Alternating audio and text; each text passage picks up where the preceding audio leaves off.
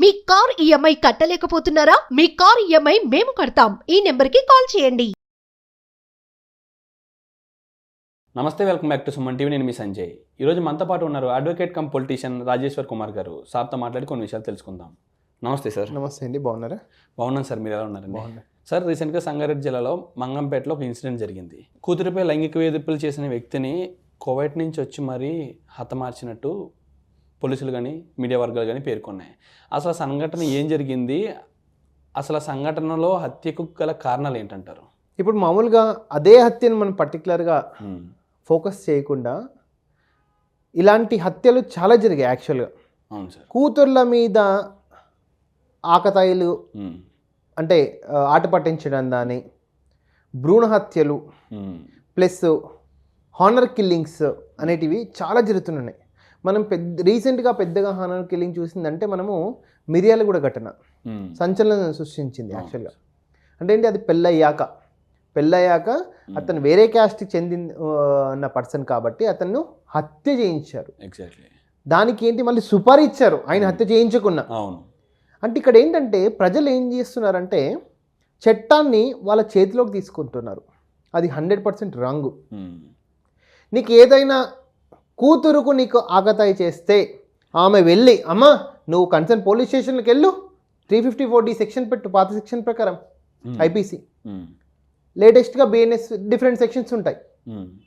నీ మీద ఏమైనా లైంగిక దాడి జరిగిందా, నీ స్కూల్లో వాళ్ళే టీచర్స్ చేశారా, పక్క వాళ్ళు చేశారా అనేది హాస్పిటల్లో పోలీస్ వాళ్ళు ఉన్నారు కదా. ఇప్పుడు థ్రెట్ అనేది ఎవరికి ఉండదండి?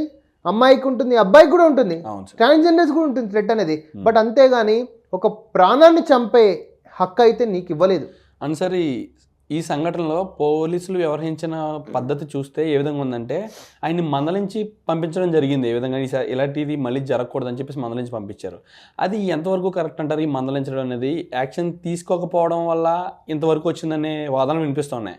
అసలు యాక్షన్స్ తీసుకుంటే ఎలాంటి యాక్షన్ తీసుకోవాలి? ఒకవేళ పోలీసులు యాక్షన్ తీసుకోకపోతే ఈ బాధితురాలు కానీ వాళ్ళ తల్లిదండ్రులు కానీ ఎలాంటి యాక్షన్ తీసుకోవాలంటారు? పోలీస్ వాళ్ళు కూడా నిజంగా ఏదైనా పిటిషన్ వచ్చినా వాళ్ళ ఫస్ట్ విధి ఏంటి, ఎఫ్ఐఆర్ రిజిస్ట్రేషన్ చేయడము. ఫస్ట్ ఇన్వెస్టిగేషన్ రిపోర్ట్ రిజిస్ట్రేషన్ చేసి దాని ఇన్వెస్టిగేషన్ చేయాల్సిన బాధ్యత వీళ్ళది. బట్ బిఎన్ఎస్ చట్టం ఒక్కటి వచ్చినాక ఆ ఇన్వెస్టిగేషన్ ఎఫ్ఐఆర్ అనేది సెకండ్ స్టేజ్ అయిపోయింది.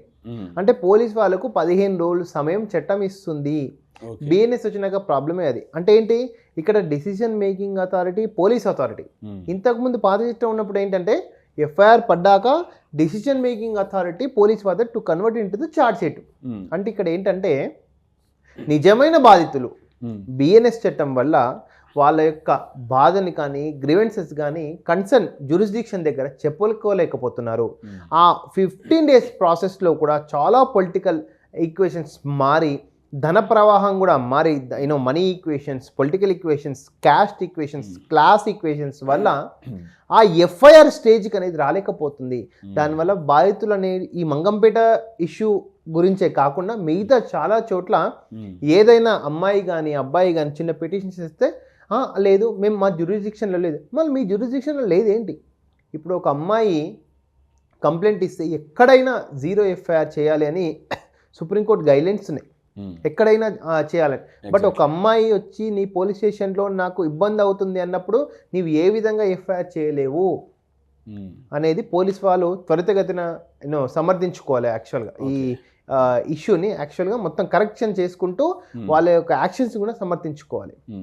సో ఇక్కడ ఇంకొకటి ఏంటంటే డెఫినెట్గా సిస్టమ్ విల్ నాట్ వర్క్స్. మామూలుగా హ్యూమన్ సైకాలజీ ఎట్లుంటుంది, లా ప్రకారం పక్కకు పెడితే హ్యూమన్ సైకాలజీ మన మీద పగా ప్రతీకారం తీర్చుకోవాలన్నట్టే ఉంటుంది. అంటే ఇప్పుడు ఏంటి, 354D సెక్షన్ని ఇప్పుడు అటెంప్ట్ మర్డర్ కేసుకి చేసిన కర్మ క్రియ ఎవరు? సిస్టమ్ కాదా? సిస్టంలో ఎగ్జిక్యూటివ్ సిస్టంలో పోలీస్ అథారిటీస్ ఉంటారు, ద గవర్నమెంట్ ఉంటుంది. ఇవన్నీ కూడా చిన్న సెక్షన్స్తో పోయే కేసుని పెద్ద సెక్షన్స్ వరకు తీసుకొచ్చిన బాధ్యత ప్రబుద్ధి నువ్వే యాక్చువల్గా సిస్టమ్. సో పోలీస్ వాళ్ళు ఇమ్మీడియట్గా ఏ కంప్లైంట్ వచ్చినా దాని మీద first FIR, first investigation report పెట్టి దాని తర్వాత ఇమ్మీడియట్గా ఇన్వెస్టిగేషన్ చేయాలి. సార్, ఈ సంఘటనలో చూసుకుంటే లైంగిక వేధింపులకి పాల్పడింది ఎవరో కాదు, ఆ అమ్మాయికి తాతయ్య వరుస అయ్యే ఒక వ్యక్తి. ఏ విధంగా అంటే ఇప్పుడు కోయటు వెళ్తుంటే తల్లిదండ్రులు పిల్లని ఏం చేయాలో తెలియక వాళ్ళ చెల్లెల ఇంట్లో వదిలిపెట్టి వెళ్ళారు. ఆ వదిలిపెట్టడంలో తన మావయ్య అంటే వాళ్ళ చెల్లెల యొక్క మావయ్య వరుస అయిన వ్యక్తి ఈ అమ్మాయి పైన లైంగిక వేధింపులు జరగడం జరిగింది. అయితే సరే ఇందులో ఓ విధంగా చూసుకుంటే రీసెంట్గా కోల్కతా కేసు చూసుకున్నాం. ఇప్పటికీ న్యాయం జరగలేదు. ఇప్పటికీ ఇంకా నడుస్తున్నాయి, హియరింగ్స్ నడుస్తున్నాయి. ఇప్పుడు నిజంగా కోర్టు దృష్టి వరకు వెళ్లకుండానే వీళ్ళు పంచాయతీలు చేసి సంథింగ్ వీళ్ళు డైరెక్ట్ డీలింగ్ చేసి సెటిల్మెంట్ చేయడం ఎంతవరకు కరెక్ట్ అంటారు? ఇది న్యాయమేనంటారా? లేదండి, యాక్చువల్గా ఇంతకుముందు ఉన్న ప్రకారము ఒక ఫస్ట్ ఇన్వెస్టిగేషన్ రిపోర్ట్ ఎఫ్ఐఆర్ పడితే అది 100% కోర్టులోనే లోక్ అదాలత్ ద్వారా కాంప్రమైజ్ అవ్వాల్సిన విషయం. కానీ ఇక్కడ బిఎన్ఎస్ చట్టంలో ఏమైనా వస్తుందంటే 15 days వరకు వాళ్ళకు పరిశీలించి దాన్ని లాగదీసే అవకాశం పోలీస్ వాళ్ళకు ఉంది. న్యాయం ఎప్పుడే కానీ మీరు జ్యుడిషియల్లో తెలుసుకోవచ్చు. నిజంగా మీరు ఈ కేసు అంటున్నారు కాబట్టి we can take the genuine case. కోల్కతాది జెన్యూన్ రేప్ కేస్, ఢిల్లీ నిర్భయది జెన్యూన్ రేప్ కేస్, దిశాది జెన్యూన్ రేప్ కేస్. కానీ ఎన్సీఆర్బి డేటా ప్రకారము 75% యొక్క రేప్ కేసులు సెక్షన్ 376 ఐపీసీ అనేది 74% of the rape cases are acquittal, అంటే ఫేక్ కేసులు. ఫేక్ కేసులు అంటే ఏంటి అంటే ఇప్పుడు మీరు న్యాయం త్వరితగతిన ఉంటే, ఇప్పుడు సపోజ్ లివింగ్ రిలేషన్షిప్లో ఉండి మనం దాని రేప్ కేసు పెట్టడానికి లేదు. సో అది ఫైనల్గా ట్రయల్లో కొట్టివేయబడుతుంది. ఇప్పుడు సుప్రీంకోర్టు కూడా అదే చెప్తుంది, మీరు లివింగ్ రిలేషన్షిప్లో ఉండి ఇష్టానుసారంగా శృంగారం చేసుకుని మళ్ళీ రేప్ కేసు ఎందుకు పెడతారు? ఒక మనిషి, ఒక అమ్మాయి అబ్బాయి ఇప్పుడు శృంగారం చేసుకుని రేపు కలిసి ఉండి రేపు పొద్దున గొడవలు కావచ్చు, అవన్నీ కూడా పాత కాజ్ ఆఫ్ యాక్షన్ తీసుకొని బలవంతంగా చేస్తే రేప్. బట్ ఇష్టపూర్వకంగా నువ్వు సెక్స్లో పారుకొని మళ్ళీ ఫ్యూచర్లో నువ్వు రేప్ కేసు పెట్టడం అనేది తప్పు. సో ఇక్కడ కూడా అంటే ఇలాంటి ఇన్సిడెంట్స్ మీరు త్వరితగతిన న్యాయం కావాలంటున్నారు కదా, న్యాయానికి అనేది కూడా ట్రయల్ అనే ఒక ప్రాసెస్ ఉంటుంది. అది ఇష్టపూర్వకంగా జరిగిందా లేకపోతే బలవంతంగా జరిగిందా, దాని ఎవిడెన్సెస్ ఏంటి, దాని ప్రూఫ్స్ ఏంటి, వాళ్ళ యొక్క cross examination, chief examinations questions ఏంటి, వాళ్ళ ఆన్సర్స్ ఎలా ఉన్నాయి, దాన్ని బట్టి కోర్టు అది రేపా లేకపోతే ఇష్టపూర్వక శృంగారమా కలయికనా అని నిర్ధారిస్తుంది. రేప్ అన్నప్పుడు డెఫినెట్గా 10 years పనిషబుల్. ఇప్పుడు బిఎన్ఎస్ ప్రకారం 20 years పనిషబుల్ ఉంది యాక్చువల్గా మల్టిపుల్ రేప్స్ అనే విషయంలో. సో ఈ తెలుసుకోవడానికి మాత్రమే జ్యుడిషియరీ టైం తీసుకుంటుంది, అంతేగాని ఒక నానుడు ఉంది యాక్చువల్గా, ఒక నిర్దోషి అయినా తప్పించుకోవచ్చు కానీ ఒక అమాయకునికి మాత్రం శిక్ష పడొద్దని జ్యుడిషియల్లో ఉంది. సో ఆ ప్రాసెస్లో ఎవరు అమాయకురు ఎవరు నిర్దోషి అని తేలడానికి judiciary will take time. Judiciary time తీసుకుంటే కరెక్టే, మీరు అన్నదే. 100 మంది దోషులు తప్పించుకున్నా పర్లేదు, ఒక నిర్దోషికి కూడా శిక్ష పడకూడదన్న ఉద్దేశంతో ఇలా జరుగుతుంది, కరెక్టే. కానీ ప్రజల్లోని వ్యతిరేకత అనేది వచ్చేస్తుంది. ఏ విధంగా అంటే ఇన్నాళ్ళు జరిగిన అంటే ఈ సంఘటన జరిగి ఇన్నాళ్ళు అయినా సరే ఇప్పటికీ శిక్ష విధించలేదు, ఇప్పటికీ న్యాయం జరగలేదు అన్న రెవల్యూషన్ అనేది జనంలో వస్తుంది. ఇప్పుడు చూసుకుంటే సోషల్ మీడియాలో ఒక యుద్ధం జరుగుతుంది సార్. ఏ విధంగా అంటే ఈ తండ్రి చేసింది కరెక్టే, ఒకవేళ కోర్టుకి వెళ్ళినా ఆయన హియరింగ్ తీసుకున్నా సంథింగ్ ఆయన మీద శిక్ష అంటే ఈ విధంగా ఆయనకి శిక్ష విధించడానికే చాలా సమయం పడుతుంది. ఈయన విత్ ఇన్ రోజుల్లోనే న్యాయం జరిగింది ఇక్కడ అని చెప్పేసి జరుగుతుంది. ఇలాంటి యుద్ధాలు జరుగుతున్నాయి సార్ సోషల్ మీడియాలో. ఇప్పుడు అసలు తండ్రి అసలు ఏం చేయాలంటారు? అసలు ఇలాంటి సిచ్యువేషన్లో ఇప్పుడు తండ్రి ఏ స్టెప్ వేసుకుంటే మంచిది అంటారు? స్టెప్ వేసి ఉంటే ఇప్పుడు నేను అదే చెప్తున్నా, ఎవరే కానీ చట్టాన్ని మన చేతిలోకి తీసుకోవద్దు. సోషల్ మీడియాలో వస్తున్న కామెంట్స్ ప్రకారము తండ్రి చేసింది కరెక్టే. Social media is opinion expression platform. అది తండ్రి చేసింది కరెక్టే అని పోలీసు అన్నదా లేకపోతే చట్టం అన్నదా ప్రభుత్వం అన్నదా? ప్రభుత్వానికి ఒక లా అండ్ ఆర్డర్ ఉంటుంది కదా, సోషల్ మీడియాలో అది ప్రైవేట్ ఒపీనియన్.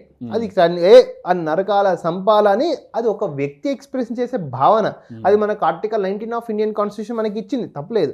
బట్ ఎప్పుడు ఏ పోలీస్ స్టేషన్ సిస్టమ్ కానీ వ్యవస్థ కానీ తండ్రి నువ్వు చేసింది కరెక్ట్ రాబాయి నువ్వు అవతలను చంపింది కానీ ఎప్పుడు అన్నది. ఎందుకంటే చట్టాన్ని ఫాలో అవుతుంది, దట్స్ ఇట్. ఆయన ఇప్పుడు తండ్రి యొక్క కూతురికి జరిగిన అన్యాయానికన్నా తండ్రి చేసిన అన్యాయం ఎక్కువ ఇక్కడ, అప్పుడు సిస్టమ్ ప్రాబ్లంలో పడుతుంది.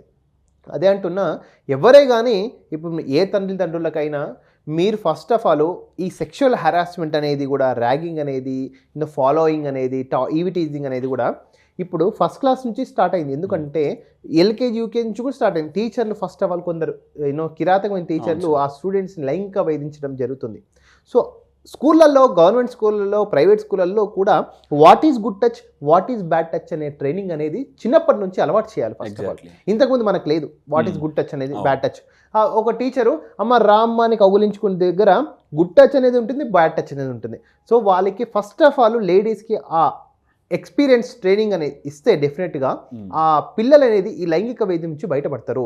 అప్పుడు రేపొద్దున టీచర్ నుంచి బయటపడతారు.